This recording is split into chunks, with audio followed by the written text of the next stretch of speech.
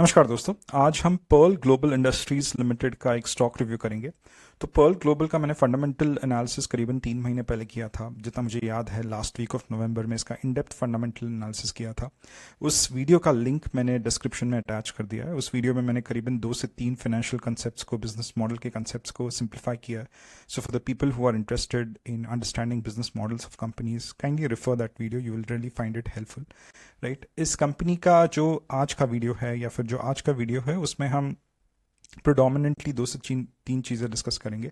एक तो इनका जो क्वार्टरली रिजल्ट था, Q3 रिजल्ट था FY25 का, वो आया है। मैनेजमेंट ने क्या गाइडेंस दिया है उसके बारे में थोड़ा बात कर लेंगे।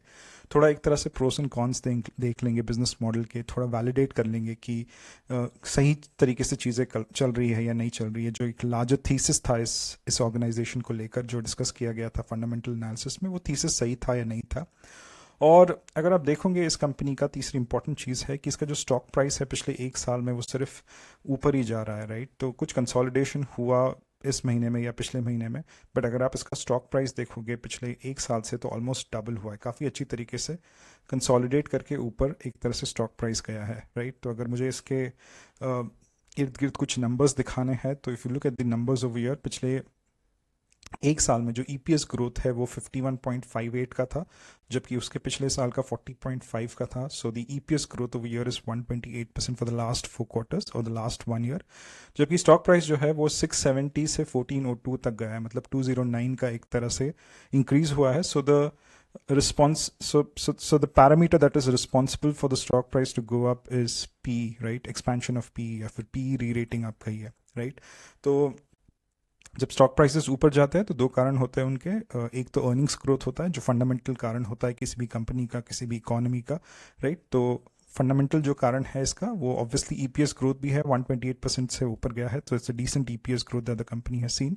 बट इसका जो स्टॉक प्राइस है, तो लिक्विडिटी काफ़ी आई है इस स्टॉक में। तो बहुत सारे इन्वेस्टर्स ने एक तरह से इस कंपनी में पैसा लगा दिया है and they are waiting for the EPS to go further. Right, तो एक तरह से अगर मैं कंपनी के बारे में बात करूँ, पर्ल ग्लोबल जो है वो एक garment manufacturer, readymade garment manufacturer है। राइट, कपड़े बनाती है, राइट, शर्ट पैंट ट्राउजर्स बनाती है। और इनका जो प्रिडोमिनेंट जो बिजनेस मॉडल है वो है एक्सपोर्ट का बिजनेस मॉडल। तो करीबन 70% of the revenues that come to the company they come from exports.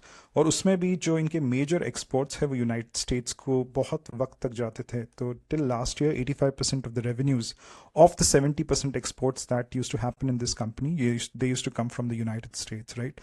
So 85% of the revenues of the total export pie come from the United States. So United States इनका सबसे बड़ा market है।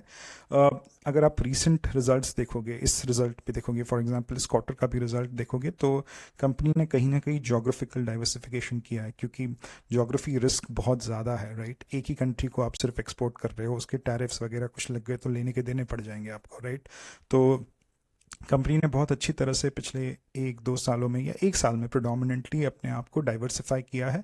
Now 65% of the exports that happen to the United States and 35 happen to countries like EU, Australia, Japan and all these countries. Right, तो diversify किया है, क्योंकि अगर आप यूनाइटेड स्टेट्स की बात करें तो रेसिप्रोकल टैरिफ्स की बात की जा रही है। तो टैरिफ्स लेट्स से अगर लग जाते हैं, राइट, तो टैरिफ्स प्रिडोमिनेंटली अगर US या ट्रंप एडमिनिस्ट्रेशन लगाएगा तो वो कंज्यूमर गुड्स पे लगाएगा, जैसे फुटवेयर है, टेक्सटाइल है, गारमेंट्स है, फूड प्रोडक्ट्स पे लगाएगा, राइट, ऑटोमोबाइल पार्ट्स पे लगाएगा। राइट, तो टैरिफ लगाने का इतना डर नहीं है। Tariff, there is a competitive element to tariff. तो लेट्स से इंडिया के इंपोर्ट्स पे, इंडिया के गारमेंट इंपोर्ट्स पे करीबन 5% का टैरिफ लग जाता है, बट चाइना के गारमेंट इंपोर्ट्स पे 15% का टैरिफ लग जाता है, और इंडोनेशिया के गारमेंट इंपोर्ट्स पे 20% का टैरिफ लग जाता है। तो सिंपल यहाँ पे क्लियर कट ये केस है कि इंडिया जो है वो एक्सपोर्ट करेगा ही, मतलब कोई रोकने नहीं वाला है, क्योंकि यहाँ पे कंपिटिटिव एलिमेंट है। इट्स नॉट कि आपको टैरिफ पड़ रहा है, कि आपके कंपटीटर को कितना टैरिफ पड़ रहा है वो मैटर करता है। तो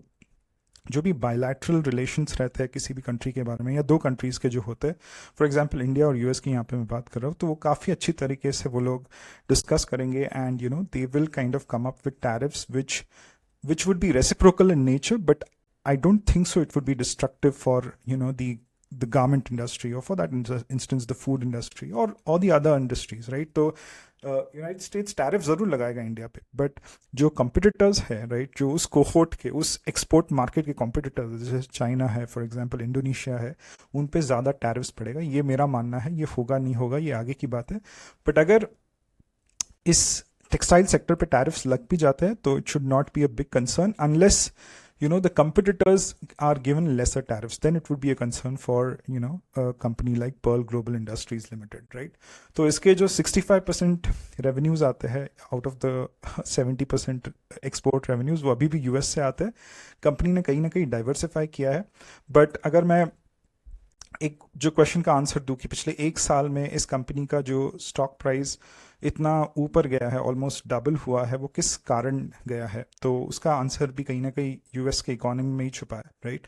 तो जब फॉर एग्जांपल जब कोविड आया था 2021 22 में, राइट, 21 में कोविड जाते जाते एक बहुत ज़्यादा पेंट अप डिमांड देकर चला गया था, जिसकी वजह से बहुत सारे जो रिटेलर्स है, राइट, तो ये कंपनी है, ये एक B2B कंपनी है, राइट, टेक्सटाइल कंपनी जो है ये B2B कंपनी है। और ये जो रेडीमेड गारमेंट्स है, जो यूएस के टॉप रिटेलर्स है जैसे मेसीज, H&M, रैल्फ लॉरेन, ये सब जो बड़े नाम है यूएस में, और जो उनके जो दूसरे टाइप के रिटेलर्स भी है जैसे वॉलमार्ट, टारगेट, इनको एक तरह से कपड़े सप्लाई करती है ये कंपनी, राइट? एंड 2022 में जब कोविड ऑलमोस्ट ख़त्म हुआ तो बहुत ज़्यादा पेंटअप डिमांड थी कपड़ों के लिए, तो यूएस रिटेलर्स ने बहुत सारा इन्वेंट्री स्टैकअप कर लिया था, राइट? और वो इन्वेंट्री उनके बैलेंस शीट्स पे, इनके बुक्स पे करीबन 2-2.5 साल तक रहा। तो इसके वजह से जो 2023 या अर्ली 2024 में जो इम्पोर्ट होते थे कपड़े इंडिया से, चाइना से, वो करीबन 16% गिर गए, राइट? क्योंकि ऑलरेडी कपड़े वहाँ पे स्टैक किए गए थे या फिर इन्वेंट्री इतनी स्टैक कर दी थी तो इम्पोर्ट्स की ज़रूरत नहीं पड़ी। तो उसके वजह से एक 22-23 जो एक थोड़ा बुरा टाइम था इस कंपनी के लिए, राइट? दूसरी जो इम्पोर्टेंट चीज़ हुई थी जब कोविड आया था, उसके बाद बहुत सारा फिस्कल स्टिमुलस दिया गया था, बहुत सारे लोगों के बैंक अकाउंट्स में पैसा ट्रांसफ़र किया गया था। मॉनेटरी पॉलिसी भी काफ़ी ढीली थी 2021 में, ऑलमोस्ट इंटरेस्ट रेट ज़ीरो थे, तो पैसा, लिक्विडिटी जो थी यूएस कंज्यूमर्स के हाथ में, वो बहुत ईजिली अवेलेबल थी, राइट? तो उसकी वजह से इन्फ्लेशन बहुत ज़्यादा हो गया था। नॉर्मली यूएस में जो एक इन्फ्लेशन रेट रखा जाता है वो 2.5 तक का रखा था, बट कोविड के बाद 2022-23 में एक तरह से इन्फ्लेशन 9% पे चला गया था, जिसकी वजह से वहाँ पर जो फेडरल रिजर्व है, जो उनका सेंट्रल बैंक है, जैसे यहाँ पे आरबीआई है, उन्होंने इंटरेस्ट रेट्स बढ़ा के एक तरह से लिक्विडिटी सिस्टम से बाहर निकाली। भले फिस्कल स्टिमुलस दिया जाता था, फिर भी अकाउंट्स में पैसे ट्रांसफ़र किए जाते थे, बट मॉनेटरी स्टिमुलस पूरा एक तरह से कॉन्ट्रैक्ट किया गया वहाँ पे, राइट? जिसकी वजह से जो इन्फ्लेशन 9% का था वो अर्ली 2024 में 3% का आ गया। तो एक तरह से कंज्यूमर सेंटिमेंट में एक तरह से चेंज आ गया। तो जो इन्फ्लेशन जब होता है तो लोगों के हाथ में पैसा नहीं होता है, राइट? डिस्क्रिशनरी चीज़ें खरीदने का पैसा नहीं होता है, आप स्टेपल्स पे ही जिंदा रहते हो, खाने पे ही एक तरह से आप खर्च कर रहे हो, क्योंकि खाना इतना महंगा होता है, और कपड़े खरीदने या फिर जूते खरीदने का पैसा इतना नहीं होता है, डिस्क्रिशनरी स्पेंडिंग बहुत कम होती है, तो हाथ में पैसा नहीं होता है तो लोग खरीदेंगे कैसे कपड़े, राइट? तो ये दो कारण थे जो, अगर आप इन्वेंट्री की भी बात करें, बहुत ज़्यादा स्टैक्ड हो गई थी, बहुत ज़्यादा इन्वेंट्री जमा हो गई थी रिटेलर्स के एंड पे, और इसलिए वो लोग कुछ इंपोर्ट नहीं कर रहे थे। और दूसरा जो है कि कंज्यूमर सेंटिमेंट ही इतना ख़राब था कि इन्फ्लेशन की वजह से लोगों के हाथ में पैसा नहीं था, जिसकी वजह से कुछ खरीद नहीं रहे थे। तो इसकी वजह से ये कंपनीज़ की, स्पेशली टेक्सटाइल सेक्टर की इंडिया में जो हालत थी, इंडियन टेक्सटाइल कंपनीज़ की 22-23 में, वो काफ़ी बुरी हालत थी। और 24 में, अर्ली 24 में एक तरह से चीज़ें यहाँ पे सुधरना शुरू हुई, राइट? तो इसलिए आप देखोगे पिछले एक साल में ये कंपनी का जो, तो ये एक सिक्लिकल स्टॉक है, ये एक टेक्सटाइल कंपनी है, टेक्सटाइल सेक्टर जो है वो एक सिक्लिकल कंपनी है। तो अगर आप देखोगे यहाँ पे पिछले एक साल में इसका ये स्टॉक प्राइस ऊपर गया है एक तरह से, राइट? तो थोड़ा इस बिजनेस मॉडल के या फिर इस बिजनेस के प्रोज एंड कॉन्स को एक बार देख लेते हैं। तो कंपनी का जो पिछले एक साल का जो सेल्स ग्रोथ है, काफ़ी बढ़िया 25% का सेल्स ग्रोथ है। नॉर्मली हम ऐसे कंपनीज को फिल्टर आउट करके पढ़ने की कोशिश करते हैं जिनका सेल्स ग्रोथ, प्रॉफिट ग्रोथ 25% से ज़्यादा है।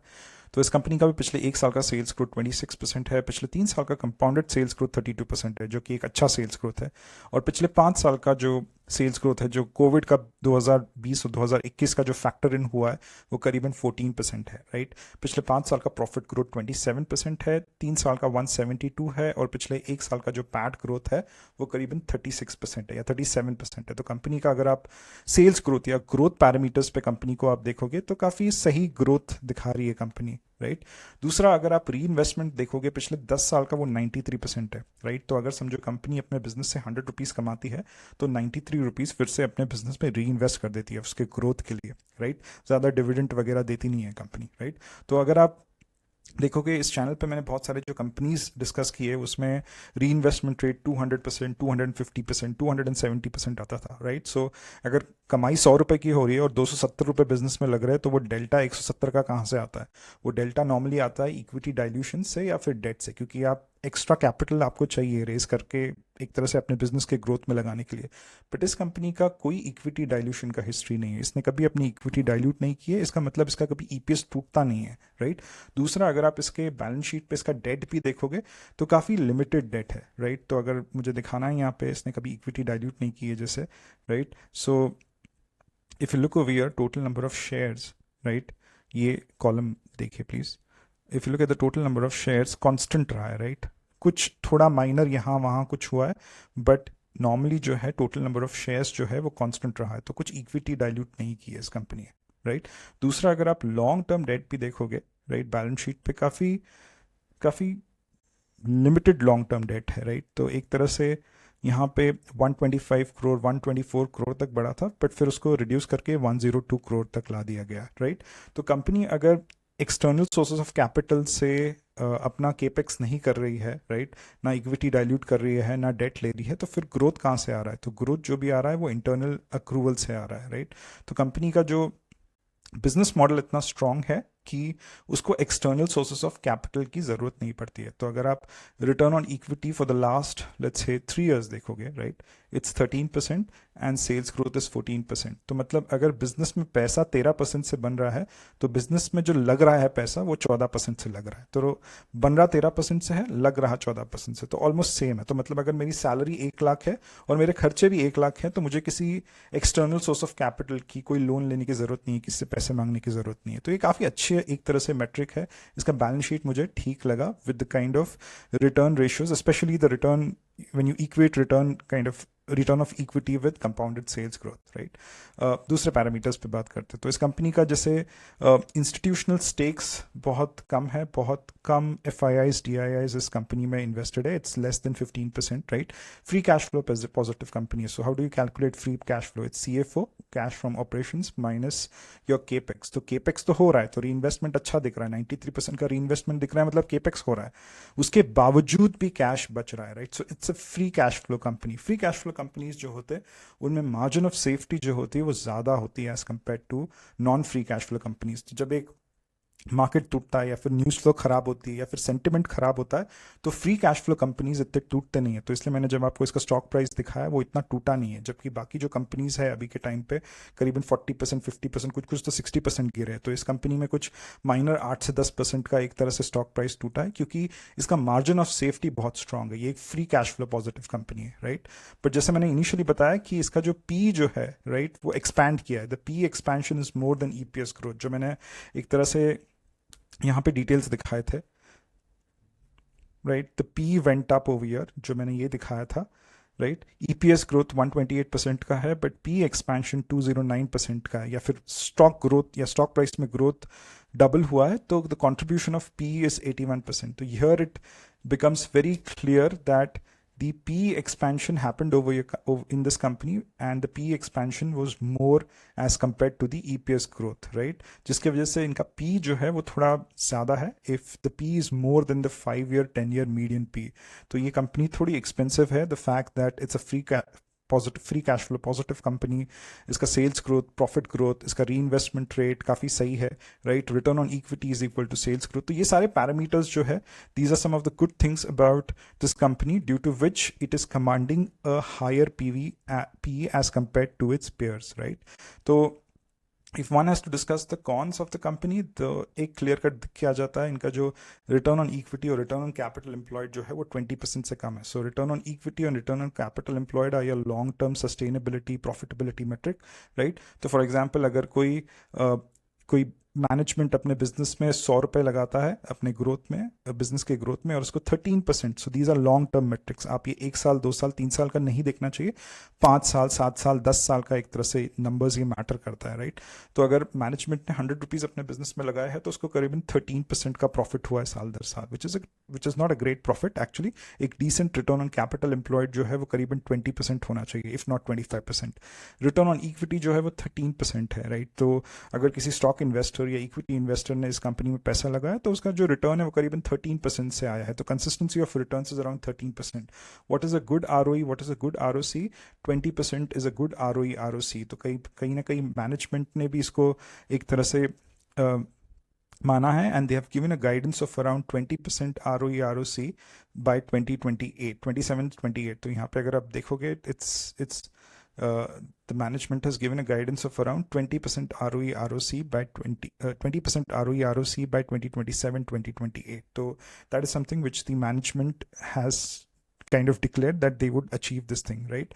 कंपनी का जो नेट प्रॉफिटेबिलिटी मार्जिन जो है वो 10% से कम है, राइट। ऑपरेटिंग प्रॉफिट मार्जिन अगर फ्लक्चुएट करता है, इसका मतलब ऑपरेटिंग प्रॉफिट मार्जिन में प्राइसिंग पावर नहीं है, या फिर ओपीएम में, एबिटा में प्राइसिंग पावर नहीं है, राइट। प्राइसिंग पावर क्यों नहीं होती है कंपनीज में प्राइसिंग पावर इसलिए नहीं होती, एक तो बहुत कॉम्पिटिटिव मार्केट होता है, राइट। तो फॉर एग्जाम्पल ये B2B गारमेंट्स है, इंडिया में कितने सारे B2B गारमेंट प्लेयर्स रहेंगे, राइट, जो यूएस को एक तरह से सप्लाई करने में या यूएस रिटेलर्स को सप्लाई करने में एक तरह से होड़ मची होगी, right. So it's a very competitive market. तो एक तरह से कंपटीशन अगर जब ज़्यादा होता है तो आपको एक तरह से ऑपरेटिंग प्रॉफिट मार्जिन बहुत ज़्यादा फ्लक्चुएट होता है, क्योंकि आपके पास प्राइसिंग पावर नहीं होता है, कंपनीज के पास प्राइसिंग पावर नहीं होता है। दूसरी चीज़ है, ये कंपनी जो इस तरह के रिटेलर्स के साथ काम करती है वो बहुत बड़े बड़े रिटेलर्स होते हैं, राइट। तो कहीं ना कहीं उनका बार्गेनिंग पावर बहुत ज़्यादा होता है as compare to this company, क्योंकि ऐसे कंपनीज एक तरह से लाइन में लगे होते हैं उन बड़े रिटेलर्स के सामने, right. So if you look at the market capitalization of this company, it's around 6,500। तो एक स्मॉल कैप कंपनी है ये, राइट। और इंडिया में बहुत सारे गारमेंट मैन्युफैक्चरर्स है who want to export, who always wanted to export to EU, US, Australia and other companies, other countries like Japan as well, right? तो उनका बार्गेनिंग पावर काफ़ी ज़्यादा होता है, so they kind of ensure that they get the right prices. तो अगर आप इस कंपनी के ग्रॉस प्रॉफिट मार्जिन्स देखोगे तो वो कॉन्ट्रैक्ट हो रहे हैं ओवर पीरियड ऑफ टाइम, या फिर बहुत ज़्यादा कॉन्ट्रैक्ट होते हैं बहुत वक्त में। ऑपरेटिंग प्रॉफिट मार्जिन्स तो फ्लक्चुएट होते हैं, ग्रॉस प्रॉफिट मार्जिन्स भी कॉन्ट्रैक्ट होते हैं, एक्सपैंड होते हैं और फ्लक्चुएट होते हैं। जब कंपनीज के ग्रॉस प्रॉफिट मार्जिन फ्लक्चुएट होते हैं तो एक तरह से बहुत क्लियर कट वैलिडेशन मिल जाता है कि this company is not able to pass on the increase of the prices of raw materials to its end customers, right. यहाँ पे रॉ मटेरियल क्या है? कापूस है, एंड कापूस forms around 50 to 55% of the cost of the complete cost structure. तो 50-55% तो cost है रॉ मटेरियल का, पूरे जो कॉस्ट स्ट्रक्चर है इनका, राइट। तो अगर वो रॉ मटेरियल का प्राइस इंक्रीज हो जाता है and you are working with all these bigger retailers, you are not able to pass on the increase of the price of raw materials to its end customers, right. जो end customers यहाँ पे B2B retailers जिनकी मैं बात कर रहा था, Macy's, H&M, Ralph Lauren जैसे कंपनीज है, right. And when you are not able to do that, आपके ऑब्वियसली ऑपरेटिंग प्रॉफिट मार्जिन है वो कॉन्ट्रैक्ट होंगे। तो इसको एक तरह से हेज करने के लिए टेक्सटाइल कंपनीज दो चीज़ें करती है। एक चीज़ ये करते हैं कि ये लोग वर्टिकली इंटीग्रेटेड काइंड ऑफ एक बिजनेस मॉडल लेके आते हैं। मतलब वर्टिकली इंटीग्रेटेड मतलब जो पर्ल ग्लोबल है, it is making readymade garments from the fabric that it is procuring from spinners. तो स्पिनर्स जो होते हैं वो लोग कापूस लेते हैं और कापूस को फैब्रिक में कन्वर्ट करते हैं, और फिर वेलस्पन या फिर पर्ल ग्लोबल जैसे कंपनीज को दे देते हैं फैब्रिक, जो फैब्रिक का एक तरह से रेडीमेड गारमेंट्स बनाते हैं, राइट। तो बहुत सारे कंपनीज जो टेक्सटाइल कंपनीज है वो लोग एक तरह से बैक एंड इंटीग्रेट करते हैं। तो वो बोलते हैं कि यार हम स्पिनर्स से क्यों माल खरीदे, हम लोग जाके रॉ मटेरियल जो है वो किसान से उठाते हैं और हम ही वो रॉ मटेरियल को जो कॉटन होता है उसको फैब्रिक में कन्वर्ट करते हैं और उसका फिर रेडीमेड गारमेंट्स हम ही बनाएंगे। तो हमें जो भी कॉस्ट एडवांटेजेस मिलेंगे, पूरा वर्टिकली इंटीग्रेटेड प्लेयर बनके जो भी कॉस्ट एडवांटेजेस मिलेंगे वो हमारे रहेंगे, और फिर हम जो प्राइस पे बेचना है B2B रिटेलर को, बड़े रिटेलर्स को, वो हम बेचेंगे, या फिर अगर हमको कंज्यूमर्स को डायरेक्टली बेचना है तो हम उनको कंज्यूमर्स को बेचेंगे, राइट। तो वर्टिकली इंटीग्रेटेड मॉडल जो होता है, एक बिजनेस मॉडल होता है कमोडिटी कंपनीज को, जो एक तरह से पेपर में होती है या फिर टेक्सटाइल में होती है। बहुत सारे कंपनीज जो है ये एक मॉडल एक तरह से प्लास्टिक मैन्युफैक्चरिंग में भी एक end to end vertically integrated model पे बहुत सारे कंपनीज एक तरह से थ्राइव करते हैं। तो पर्ल ग्लोबल जो है वो ये नहीं करती है। Pearl Global is not a vertically integrated player, but Pearl Global ने कहा कि अगर मैं ग्रॉस प्रॉफिट मार्जिन को एक तरह से हेज नहीं कर पा रहा हूँ राइट, तो फिर मैं ऑपरेटिंग प्रॉफिट मार्जिन को एक तरह से हेज करने की कोशिश करूंगा। कैसे करूंगा, राइट? तो अगर आप पर्ल ग्लोबल के देखें तो करीबन इनके 5 से 7 मैन्युफैक्चरिंग प्लांट्स है, राइट, और इनके मैन्युफैक्चरिंग प्लांट्स है ग्वाटामेला में, इनके मैन्युफैक्चरिंग प्लांट्स है इंडिया में, इंडोनेशिया में, वियतनाम में, बांग्लादेश में।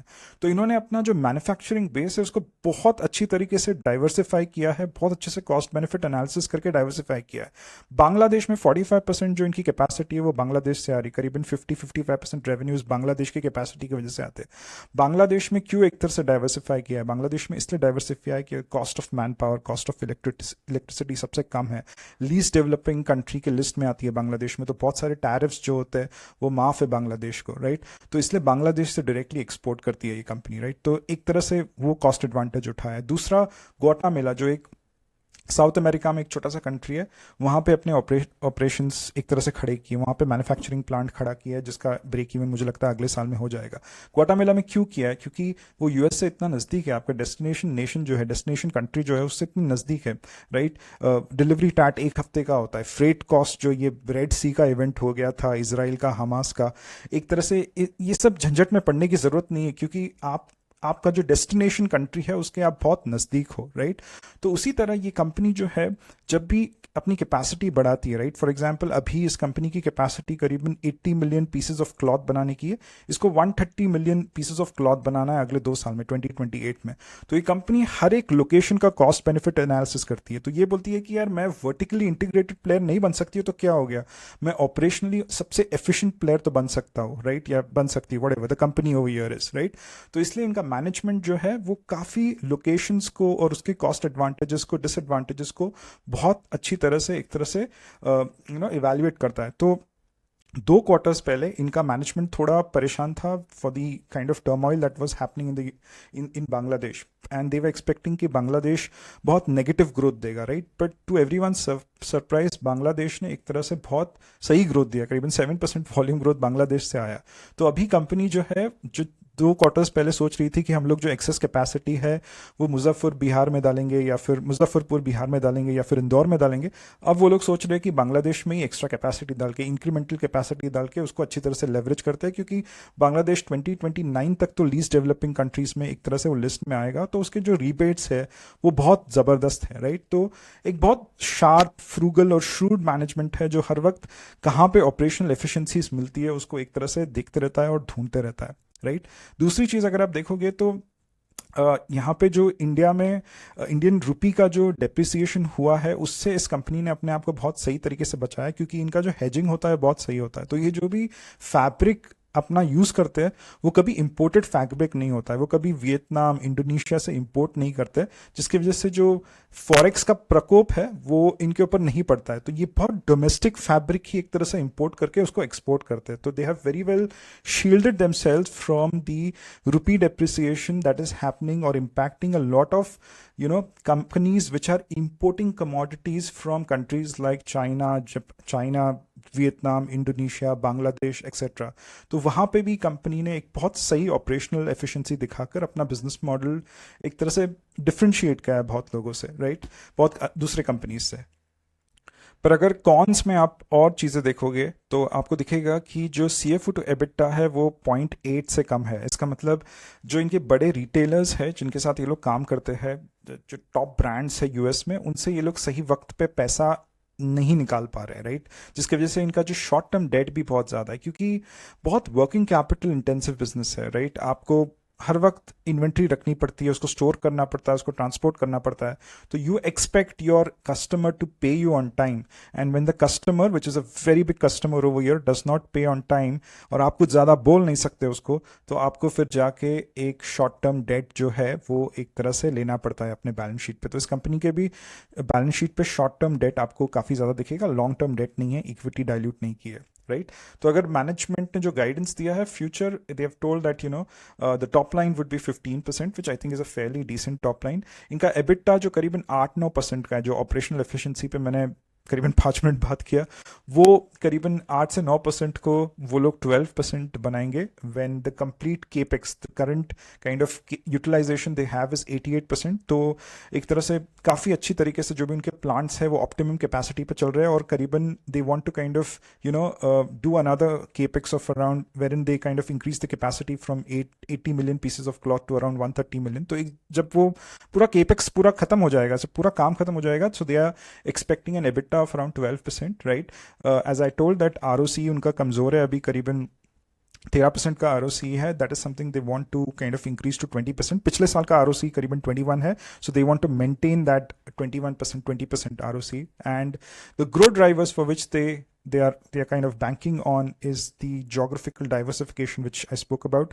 They want to kind of tap into markets of Australia, Japan, European Union, to kind of diversify themselves in other geographies, and they want more share of wallet. तो volume growth जो पिछले एक साल में हुआ, करीबन 66% वॉल्यूम ग्रोथ हुआ है, बट वो ना बेस बहुत कम था, राइट, क्योंकि वो इन्वेंट्री इतना स्टैक्ड अप थी, तो वॉल्यूम ग्रोथ इतना नहीं आएगा अगले एक साल में, 2 साल में। तो कंपनी बोल रही है कि यार हमको शेयर ऑफ वॉलेट इंक्रीज करना है। शेयर ऑफ वॉलेट इंक्रीज करना है मतलब अगर आप दुकान से जाके सिर्फ एक शर्ट ले रहे हैं, तो वहाँ पे आपको दूसरा प्रोडक्ट रहेगा सेम कंपनी का जो पैंट बनाया होगा, वो बोलेगा कि यार इस कंपनी का शर्ट इतना बढ़िया है तो आप पैंट भी ले लीजिए, पैंट अच्छी है तो आप हैंकरचिफ ले लीजिए, हैंकरचिफ अच्छी है तो सॉक्स ले लीजिए, right. So that is how they want to increase the share of wallet, and they are kind of trying to be more of a value player rather than a volume player. तो बार बार एक चीज़ जो management की commentary में सुनने आ रही है कि यार हम लोग बहुत बढ़िया क्वालिटी के कपड़े बनाते हैं, हम लोग बहुत बढ़िया क्वालिटी के कपड़े बनाते हैं, due to which there is a lot of demand for these cloth and these clothes, and these are value, this is a value business that we are building and not a volume business that we are building, right? So the company is a fairly decent company. इसका आगे भी मुझे लगता है earnings growth काफ़ी decent आएगा। जो reciprocal tariffs उस पर एक तरह से थ्रेट है, बट वो इतना बड़ा थ्रेट नहीं लगता है मुझे, and I think this company would grow in future as well, right. बहुत एक्सपोनेंशियल तरीके से स्टॉक प्राइस मुझे नहीं लगता है बढ़ेगा जिस तरह पिछले एक साल बढ़ा है, क्योंकि बेस बहुत कम था, तो इसलिए पिछले एक साल में EPS ग्रोथ और स्टॉक प्राइस दोनों बहुत ज़बरदस्त तरीके से बढ़े। But I think it's a fairly decent kind of a company. It will give an EPS growth of more than 25% in the next couple of years as well, right? So this was a brief about Pearl Global Industries, guys. Hope you liked the analysis. If you have, please like and share this video, and please like and share this video, and subscribe to the channel and for new videos, more videos. And this is not a stock recommendation, please do